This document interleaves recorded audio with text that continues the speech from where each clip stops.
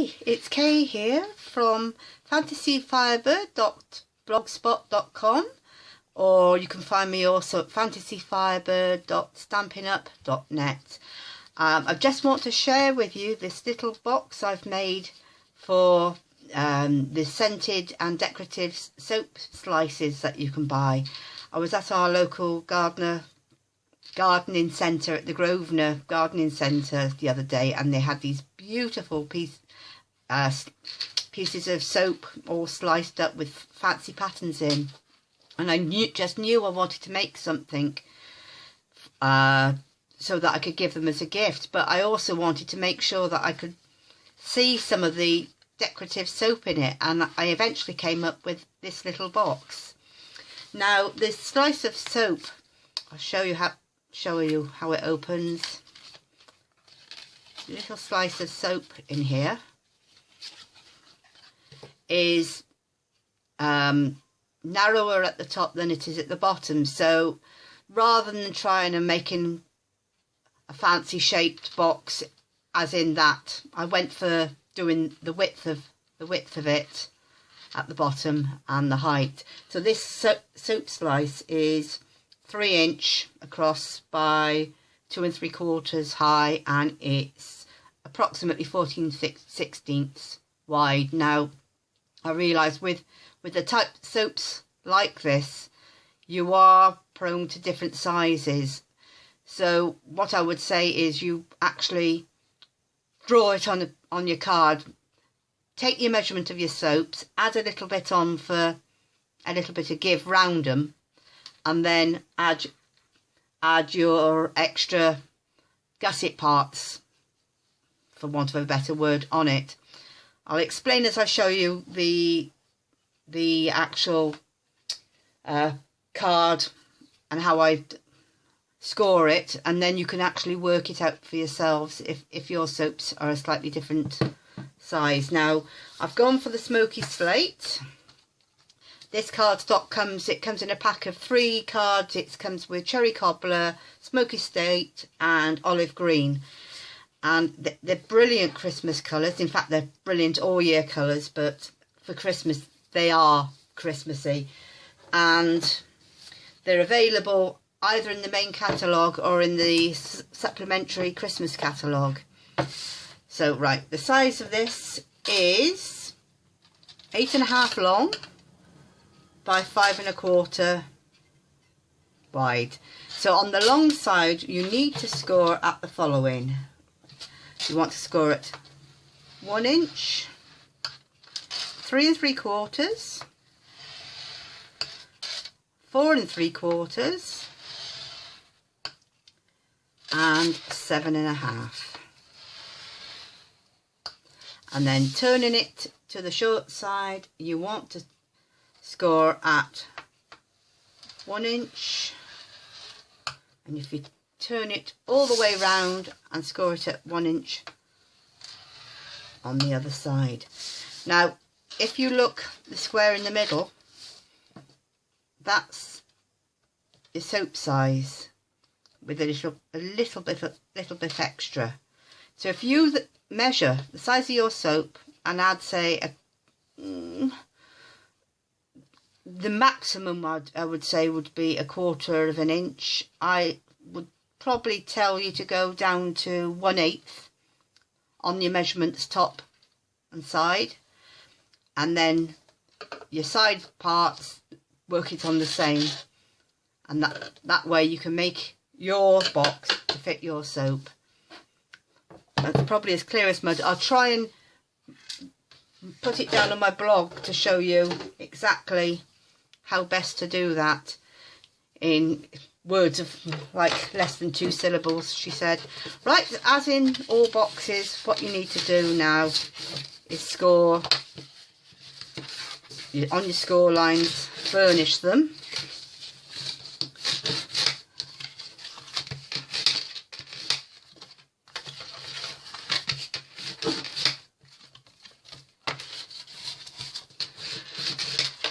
Now you need to cut out your hole to begin with. Now I haven't necessarily put mine exactly in the centre, because of having the nice shape there, I wanted to offset it so that I could pick up some of the shape. So what you need to do first of all is I took a 1 3/4 inch circle punch, and because my fingers are covered in soap, there we go. Right, if you fold your top down and go in with your punch to where you would like it. Don't forget, you need to have a bit of space, so let's go for it. There. You'll notice it cut out your little piece, but it actually makes a reasonably pretty thing. Now what I've done to do my DSP, I've put my piece back in, and I've put a tiny bit of sticky tape on the circle, because I've now got my DSP, and these are from the Merry and Brights collection. You can get the little stacks, which is an 8x8, which is in the Christmas catalogue, or you can get the A4 sheets in your main catalogue. Now if you lay your circle on there and then you place your DSP across the front so that it will fit in nicely, and just rub it, that will then pick that up, and you've got a template to actually be able to cut out by. Now unfortunately I should have probably taken that up a little bit higher, because you're taking then your 2-inch punch, and if you lay it and put your it round and stamp, see, a very small amount, but it works. That peels off and you use that for your tag. Waste not, want not. So if you just get your Tombow, you could use your snail for this part. So depending where you want to cut your circle for the pattern of your glue, not your glue, your soap. I mean, obviously you can go more centralised and your circle would fit in nicely, but that way of putting your circle back into your cardboard means that you can get it exactly right. There we go. You've got the nice grey circle on the inside. And then if we're going to be really clever and make sure that our pattern runs true, stick the other piece on here now. There we go.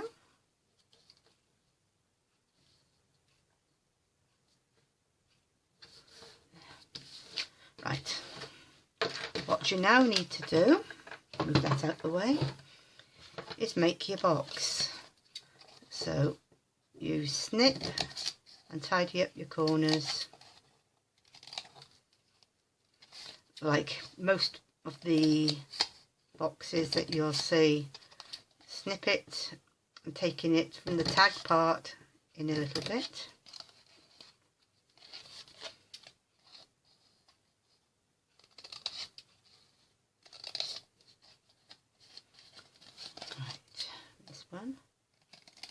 Sorry, I'm obviously having trouble multitasking here.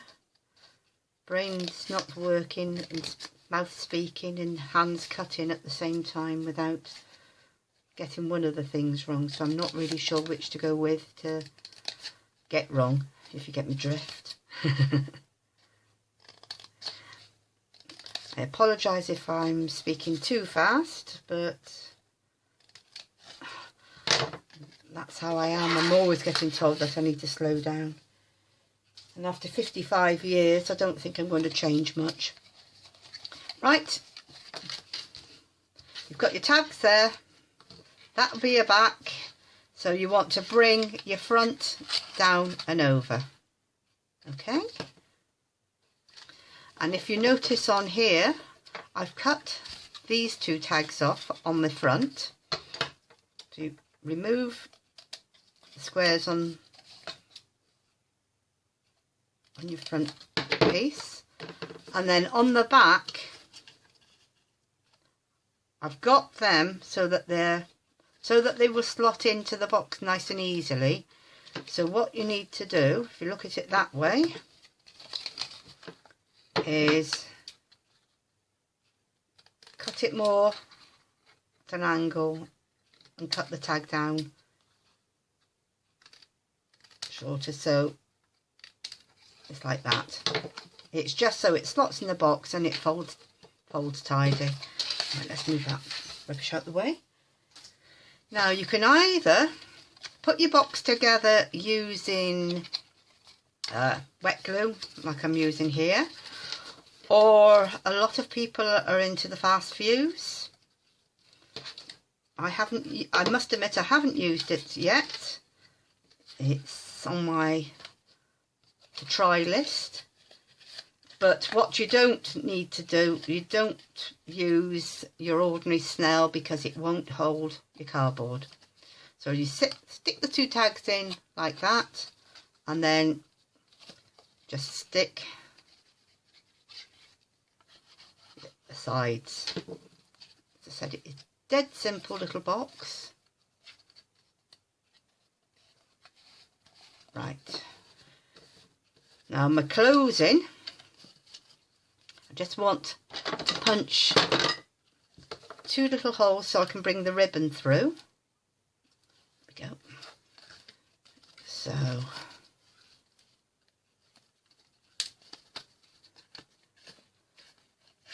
oops. That's it. Punch a hole there and a hole here. And then if you fold your back in and fold that one over, and just get your pencil to mark where you need to cut those two holes out, you see. Yeah. And that way it lines up nicely. You can just about get your crocodile in. There we go. So if we take the soap fits in, and using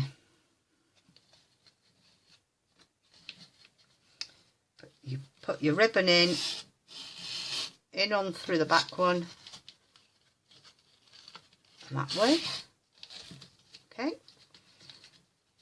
so that then folds in.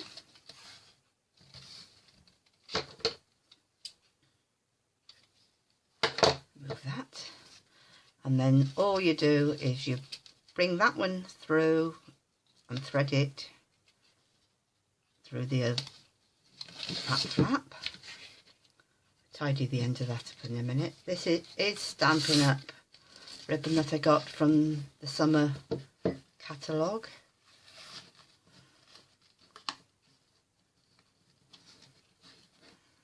Hopefully I'll have a bow that's worth seeing online. Oh, not too bad.